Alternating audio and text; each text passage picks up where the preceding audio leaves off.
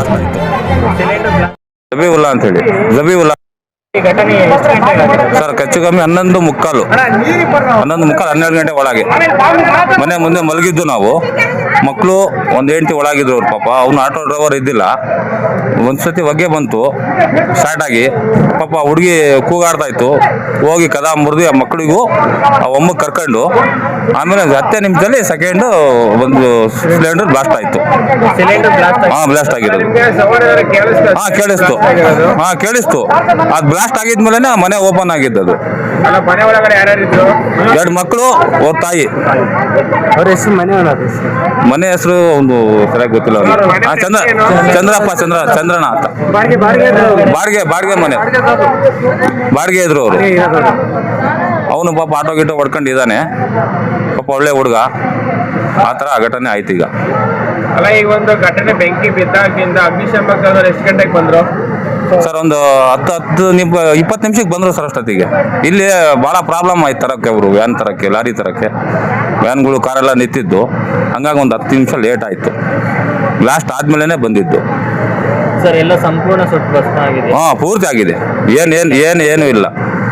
ಮನೆ ಒಳಗೆ ಇಂಥ ವಸ್ತುಗಳು ಇತ್ತು ಪೂರ್ತಿ ಏನು ಇಲ್ಲ ಸರ್. ಅಂದಾಜಿನ ರೀತಿಯ ಅದೆಲ್ಲ ಹೇಳಕ್ಕಾಗಲ್ಲ ಸರ್. ನಾವು ಅದು ಹೆಂಗೆ ಹೇಳಕ್ಕಾಗುತ್ತೆ ಅವ್ರದ್ದು?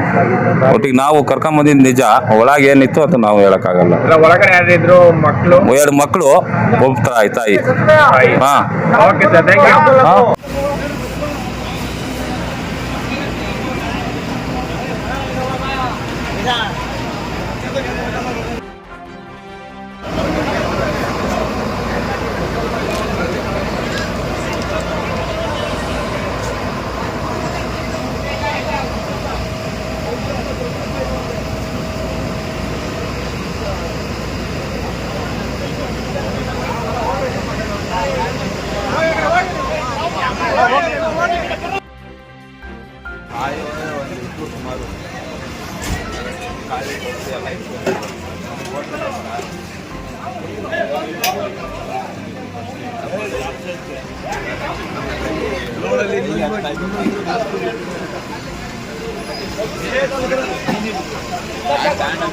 ಈ ಕಡೆ ಬರಪ್ಪ, ಈ ಕಡೆ ಬರ.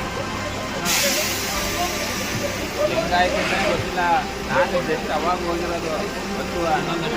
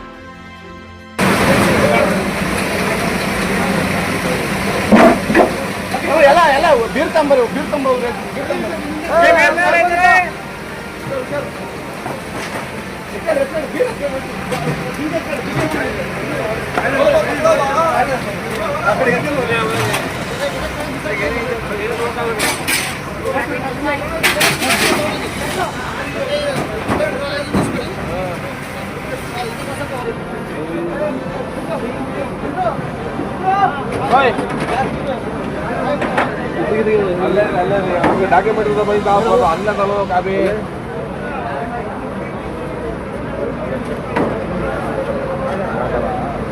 ಅವರು ಇರೋದೆಲ್ಲ ತಗೊಂತಾರೆ ದೂರನೇ ಇರ್ರಿ.